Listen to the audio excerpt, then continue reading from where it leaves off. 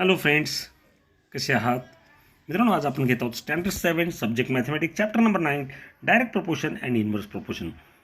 आणि मित्रांनो practice set 37 जो आहे ना तो सुद्धा आपण आज पूर्ण करणार आहोत. त्यामुळे व्हिडिओ जो तो शेवटपर्यंत बघा. आणि मित्रांनो या चॅनलवर नवीन असेल चॅनल सबस्क्राईब करा. जे बेल आयकॉनचं बटन आहे त्याला ऑलवर क्लिक करा जेणेकरून तुम्हाला पुढील सगळे अपडेट्स मिळतील. चला मित्रांनो सुरुवात करूया.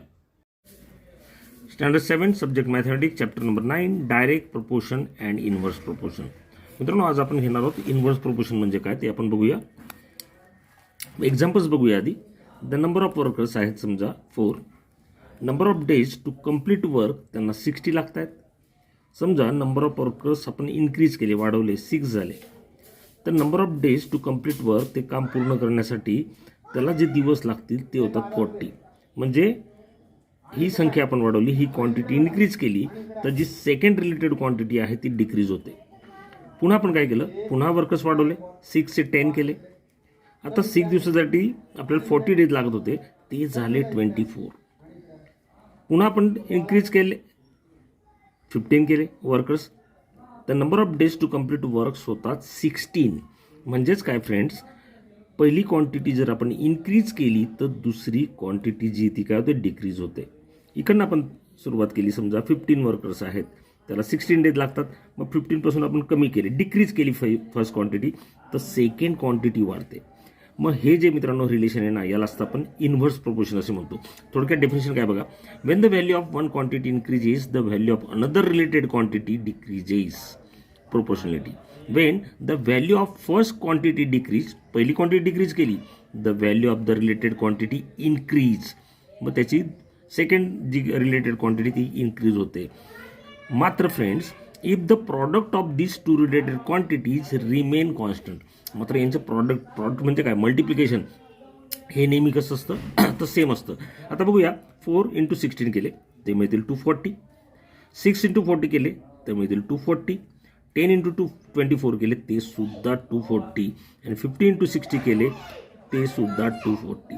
म्हणजे आपल्याला हेही कळतं, समजा त्या ज्या दोन क्वांटिटी आहेत त्यांचं जर मल्टिप्लिकेशन केलं तर ते नेहमी कसं येणार आहे, कॉन्स्टंट येणार आहे. आणि यालाच मित्रांनो आपण म्हणतो inverse proportion. This is the sum of inverse proportion. I hope तुम्हाला ते कळालं असेल. चला फ्रेंड्स सुरुवात करूया. Practice set 38. Practice set 38. Question number 1. 5 workers take 12 days to weed a field. How many days would 6 worker takes? How many days would 15 worker take? मित्रांनो 5 worker जे आहेत त्यांना 12 डेज लागतात. 6 वर्कर्सला किती लागतील? अर्थात मित्रांनो हे इनव्हर्स प्रोपोर्शनचं सम आहे. 5 साठी 12 आहे, तर ऑब्व्हियसली आपण वर्कर जे ते इन्क्रीज केले, डेज जे ते कमी होतील, म्हणजे 12 पेक्षा कमी येतील. त्याचप्रमाणे अजून पुन्हा 15 म्हणजे वर्कर 15 केले तर पुन्हा डेज जे ना ते कमी होणार आहेत. कारण काय, this is the sum of inverse proportion. So friends write first here. Let the number of workers,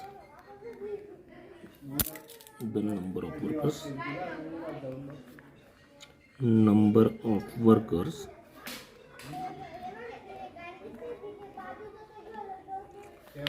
and days, त्यांच्याकडनं काम करून पूर्ण होण्यास, days taken by them to complete work,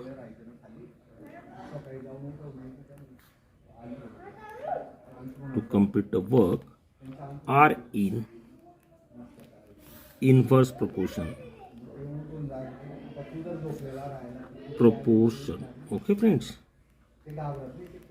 हे इनव्हर्स प्रोपोर्शन मध्ये आपण मानून घेऊया 6 वर्कर्स जे आहेत ना त्यांच्यासाठी किती दिवस लागतील. Let 6 workers take x days. आता फ्रेंड्स हे लक्षात घ्या, इथे प्रॉडक्ट जे ना ते कॉन्स्टंट असतं. Let 6 workers take x day and 15 वर्कर्ससाठी मानून घेऊया and 15 workers take y days. Okay friends, आता 6 वर्कर्सला x डे लागतात आणि 15 वर्कर्सला y डेज लागतात असं म्हणलं. म्हणजे थोडक्यात आपल्याला x आणि y ची व्हॅल्यू जी ती आपल्याला काढायची. एक टेबल बनवून घ्या, सोपा असतो तो. वर्कर्स इथे लिहूया वर्कर्स, आणि इथे असणार number of days they taken. Number of days finish to works किंवा नंबर ऑफ डेज लिहा फक्त. आता मित्रांनो यामध्ये आपल्याला तर दिलेलं आहे, काय दिले बघा, वर्कर्स ज्यावेळेस 5 होते त्यावेळेस 12 डेज लागले, 5 इथे येणार 12. 6 वर्कर्स होते त्यावेळेस एक्स डे लागणार आहेत, आपण मानलं आहे ते. आणि ज्यावेळेस 15 वर्कर असतील त्यावेळेस असणार वाय डेज. ओके, या पद्धतीने एक छोटासा टेबल काढून घ्या म्हणजे तुमच्या लक्षात येईल. तुम्हाला एक्स अँड वायची व्हॅल्यू जी आहे ती फाइंड आउट करायची आहे. ओके फ्रेंड्स, आता आपण सुरुवात करूया. We know friend this is the sum of inverse proportion. Inverse प्रोपोर्शनमध्ये काय असतं तर प्रॉडक्ट जे ना, मल्टिप्लिकेशन जे ना ते कॉन्स्टंट असतं. डायरेक्ट प्रोपोर्शनमध्ये आपण शिकलो फ्रेंड्स, त्यामध्ये रेशो कॉन्स्टंट असतो, भागाकार कॉन्स्टंट असतो. आणि इथे जो आहे तो आहे मल्टिप्लिकेशन इज कॉन्स्टंट. ओके, मग आता हे मल्टिप्लिकेशन म्हणजे कशाचं, 5 × 12चं, 6 × एक्सचं अँड 15 × वायचं, हे नेहमी कॉमन असतं. मग यावरून आपण काही इक्वेशन तयार करतो. सो फ्रेंड्स राईट हिअर काय लिहिणार इथे बघा, 5 × 12 येईल, 5 बदलतो, 5 × 12 या दोघांचं मल्टिप्लिकेशन बरोबर या दोघांचं मल्टिप्लिकेशन आहे. So right here 6 × x. आणि आता एक्सची व्हॅल्यू आपल्याला काढता येऊ शकते. 5 × 12 होतात 60, 6 × एक्स होतात 6x, मात्र हा एक्स आपल्याला इकडे आणायचा आहे. So 60 / 6 is equal to x, means x is equal to 6 10 जा 6 10 60 म्हणजे इथे येणार 10. मग याच्यावरून आपल्याला काय कळालं फ्रेंड्स, ज्यावेळेस 6 वर्कर असतील त्यावेळेस नंबर ऑफ डेज 12ने कमी होतील, ते होतील 10. Right here 6 workers will take 10 days. Okay friends, आता पुढे आपल्याला काढायचं आहे 15 वर्कर असतील त्यावेळेस आपण मानलं नंबर ऑफ डेज लागतील वाय, अर्थात हे सुद्धा कमी होतील. मग इथे सुद्धा आपण यांचं मल्टिप्लिकेशन बरोबर हे लिहिणार फ्रॉम टेबलवरून आपण इक्वेशन तयार करणार आहोत. 5 × 12 पहिलं multiplication constant is equal to third multiplication 15 × y. So friends 15ला इकडे घ्या, 5 × 12 divided by 15 is equal to y. 5 1 जा 5, 5 3 जा 15. So y is equal to काय मिळतो 12 / 3 आणि 3 4 जा 12 म्हणजे वाय इज इक्वल टू आला 4. तर फ्रेंड्स इथे लिहून टाका 15 वर्कर्स, इथे वायची किंमत 4 आपण काढली. 15 वर्कर्स विल टेक 4 days. हे वाढले, दिवस कमी झाले. Okay friends, second sum. Mohan Rao take 10 days to finish a book reading 40 pages every day. How many pages must be read in a day to finish it in 8 days. मित्रांनो 10 दिवस, मोहनराव 10 दिवस घेतात जर त्यांनी रोज 40 पेजेस वाचली. जर समजा त्यांना ते बुक जे आहे ते 8 दिवसात संपायचे तर त्यांनी किती पेजेस वाचली पाहिजे. तर हे सुद्धा मित्रांनो कशाचं आहे तर हे सुद्धा इन्व्हर्सचं आहे, इन्व्हर्स प्रोपोर्शन आहे. लिहूया आपण, सुरुवात करूया. Pages read per day, pages read per day and number of days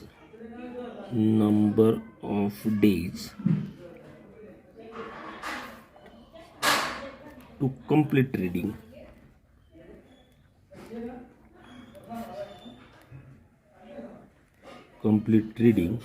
A book are in inverse proportion. Okay friends, inverse proportion चा फ्रेंड आहे, सम आहे. तर लिहूया, let the number of pages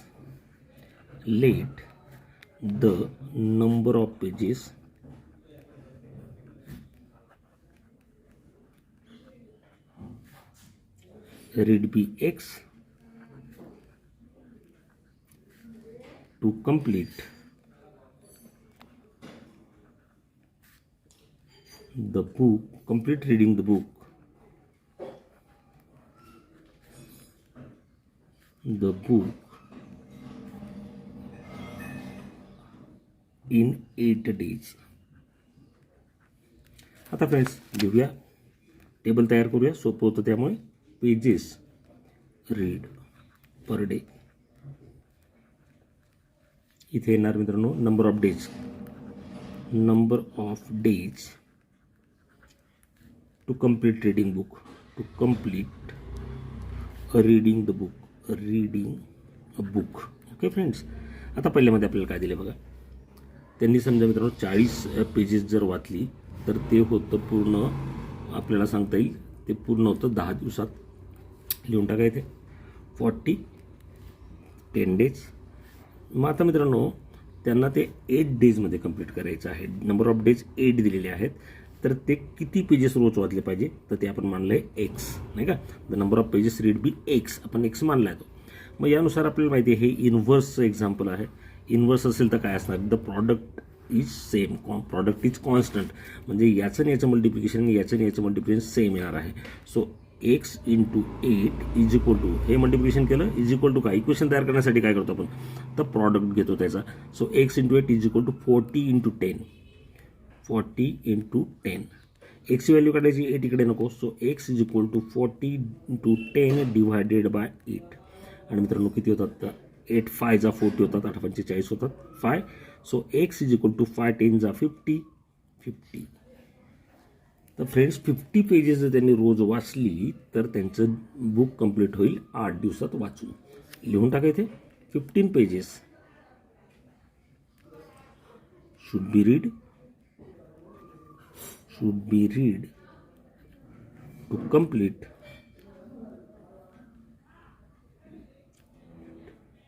reading the book.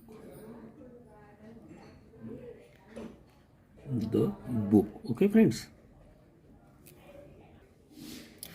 Third, Mary cycle at the speed of 6 km per hour. How long will she take to reach her aunt's house, which is 12 km away?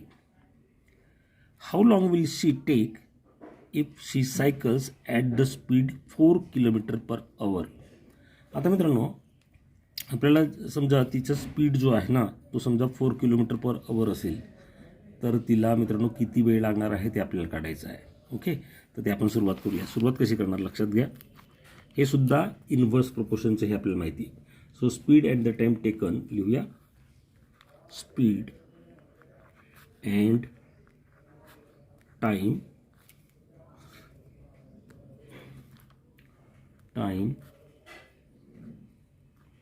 taken to cover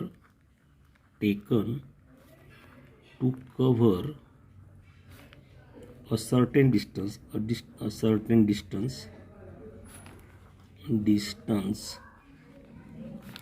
are in inverse proportion.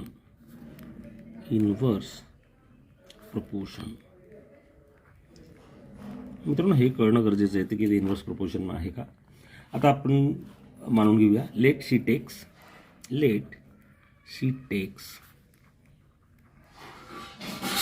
X hours. समजा तिला X hours लागतील to cover, ते distance दिलेलं आहे 12, to cover 12 kilometre at the speed 6 km per hour. त्याचप्रमाणे आपल्याला आवरही काढायचे and Y hours to cover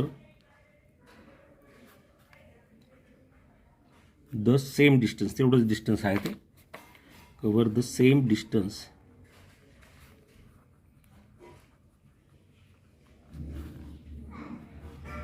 at 4 km per hour. आता मित्रांनो हा फॉर्म्युला तर आपल्याला माहिती आहे काय, तो speed into time is equal to distance. हा फॉर्म्युला असतो, लक्षात घ्या. तो तुम्हाला नेहमी लक्षात ठेवायचा आहे. फिजिक्समध्ये लागतो तो.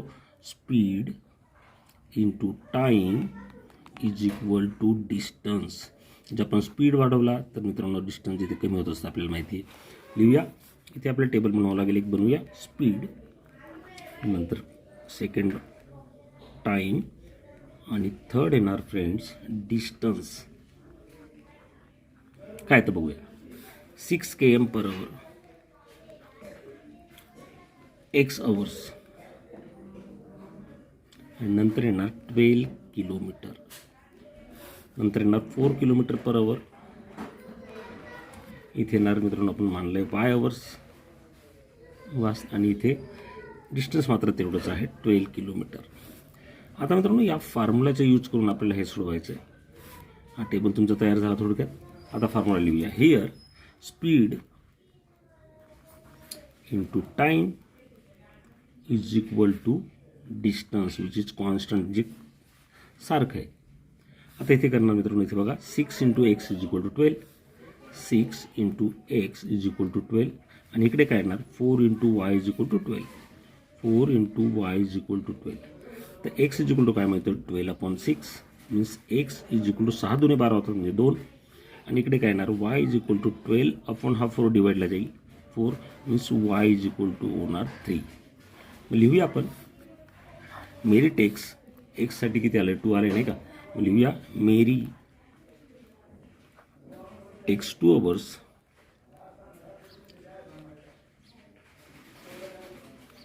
at the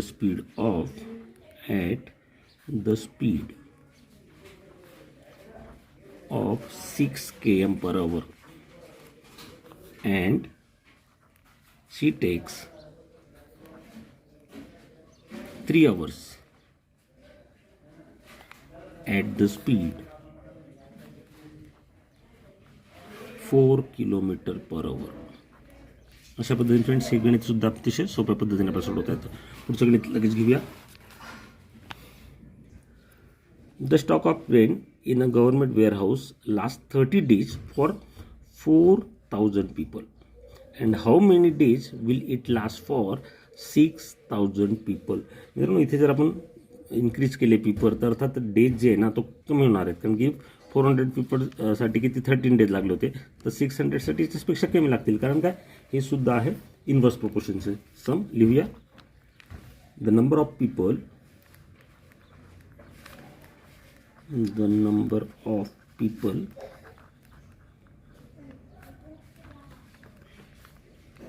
and the number of days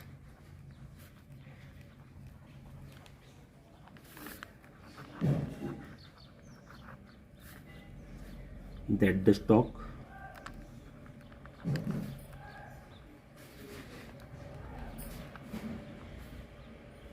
of grain last are in inverse proportion.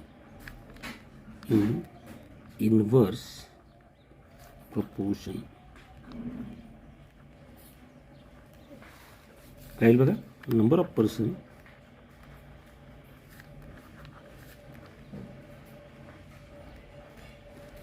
number of days.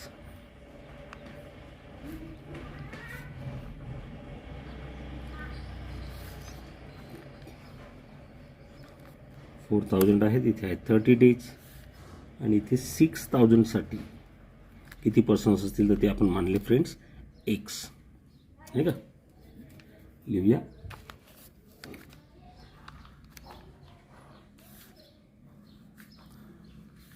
ते आपण लिहिणं गरजेचं आहे. आधी एक्स मानले ते लिहूया. The stock of grain let म्हणा let the stock of grain last for